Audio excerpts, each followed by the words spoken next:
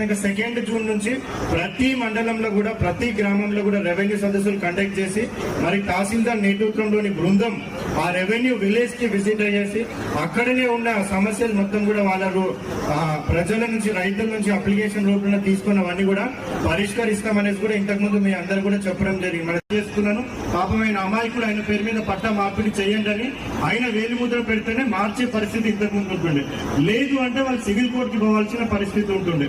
So ఆ first option ఎట్లున్నా ఎవరైతే అక్రమంగా పట్టా చేస్తున్నారో వాళ్ళు ఎవరు కూడా వచ్చి చెప్పారు. కాబట్టి ఎన్ని అప్లికేషన్స్ మనకు ప్రజావాణిలో వచ్చినా కానీ వాళ్ళందరినీ కూడా మీరు సివిల్ కోర్టుకి వెళ్ళండి, ధరణిలో ఒకసారి పట్టా మార్పిడి అయితే దాన్ని చేంజ్ చేసే అధికారము రెవెన్యూ యంత్రాంగంకి ఎవరికి కూడా లేదు, దయచేసి మీరు సివిల్ కోర్టుకి వెళ్ళండి అని కూడా వాళ్ళకి ఎండార్స్మెంట్ ఇస్తుండే.